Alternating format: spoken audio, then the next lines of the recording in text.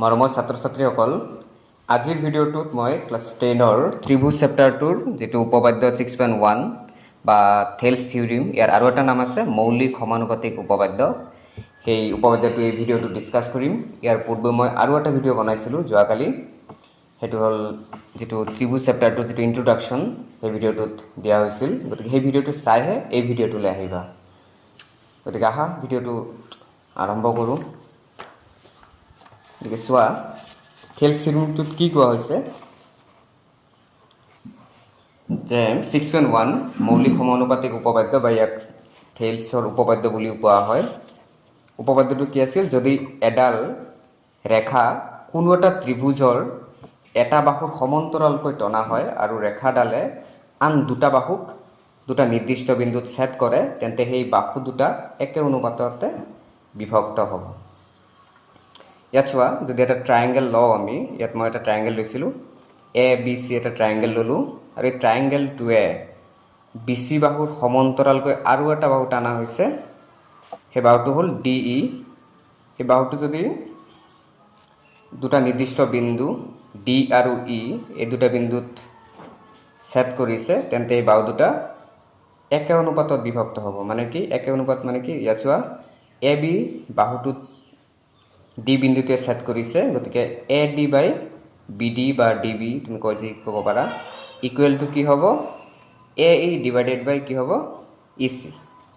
এইটো প্ৰুভ কৰিব লাগে, A D by B D আৰু A E by E C. এতিয়া চব প্ৰুফটো আমি কেনেকৈ কৰিম? আমি জানো যে ত্ৰিভুজৰ কালিৰ সূত্ৰ কি আছিল? যে হাফ ইনটু ভূমি ইনটু উন্নতি।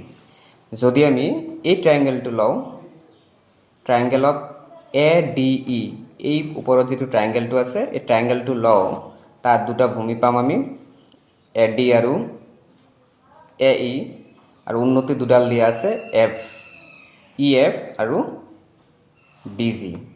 গতিকে আমি প্ৰথমে এটা ছাইডতো লৈ ল'ম, এ ডি ইৰ ক্ষেত্ৰত ইয়াত ভূমি কি আছে চোৱা, হাফ ইনটু ভূমি, ভূমিটো হৈছে এ ডি, উন্নতি ল'ম ই এফ, এইটো।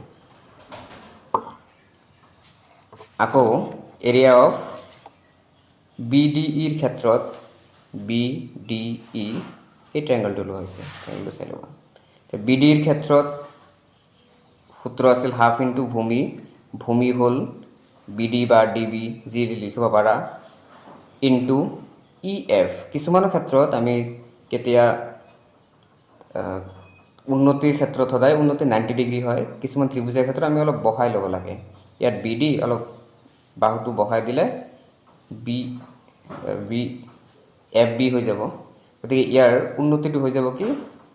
E F. গতিকে ইয়াৰ ক্ষেত্ৰত উন্নতিটো ল'ম আমি কি? E F. কাৰণ কি এইটো লোৱা নাই কিয়? 90 ডিগ্ৰী হোৱা নাই, সেইকাৰণে। এতিয়া যদি সমীকৰণ 1 আৰু 2টো আমি ডিভাইড কৰোঁ, triangle area of A D E divided by area of B D E, area of A D ইৰ কি আছিল? Half into A D into E F, area of B ডিৰ ক্ষেত্ৰত half into B D into E F, half half cancel, E F F cancel, থাকিব কি? A D by B D. Area of A D E divided by area of B D E equal কি হ'ব? A D by D B. এইটো ধৰি ল'লোঁ সমীকৰণ 3।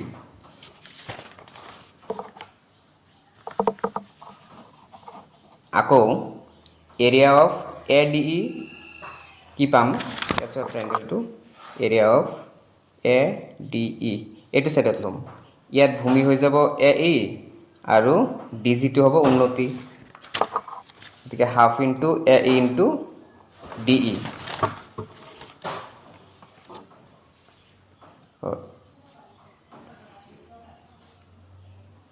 এইটো উন্নতি ধৰা হৈছে, ডি ই উন্নতি, ভূমি এইটো, উন্নতিটো।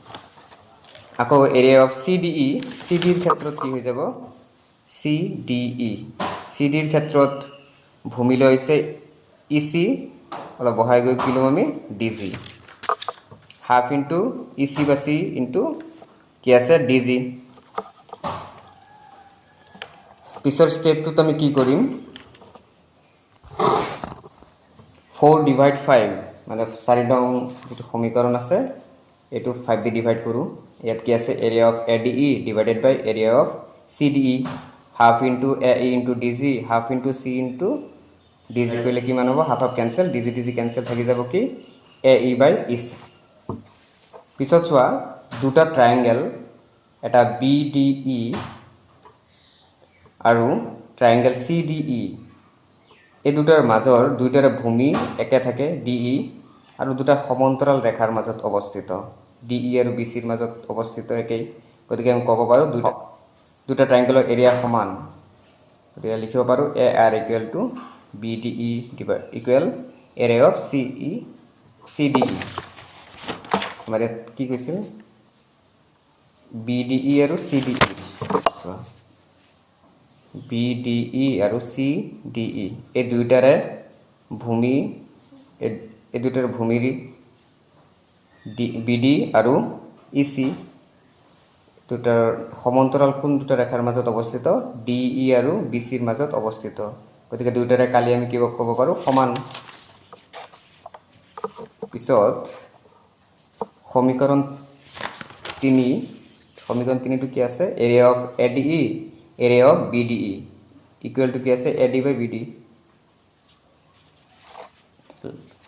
আমি যেহেতু পাই আৰু CDE সমান BDE আৰু এটুত কি আছে পিছৰটোত CDE টো সমান আছে আমি এই দুটা লেফট সাইড দুটাৰে সমান বুলি ধৰিব পাৰো দুটা লেফট সাইড সমান ৰাইট হ্যান্ড সাইড কি পাইছিল এটা এফালে পাইছিল AD বাই BD আৰু ইয়াৰ ৰাইট হ্যান্ড সাইড কি পালো AE বাই CE এটা দুটা সমান এটু আছিল এই ভিডিওটো ডিসকাস কৰিবলগিয়া এই ভিডিওটো থেলছ থিওৰেমটো ডিসকাস কৰিলো পিছৰ ভিডিওত থেলছৰ আৰু এটা বিপৰীত উপপাদ্য আছে হেতু ডিসকাস কৰিম গতিকে ভিডিওটো হেয়ালৈকে সব ধন্যবাদ থাকিল আৰু চেনেলটোৰ লগত কানেক্টেড হৈ থাকিবা আৰু তোমালোকৰ ফ্ৰেন্ড সাৰ্কেল থাকিলে শেয়াৰ কৰিবা চেনেলটো সাবস্ক্ৰাইব কৰিবা আৰু কোনটো চেপ্টাৰৰ ভিডিওবোৰ বনালে বা তোমালোকৰ প্ৰয়োজন তোমালোকে কমেন্ট সেকশনত জনাই দিবা থ্যাংক ইউ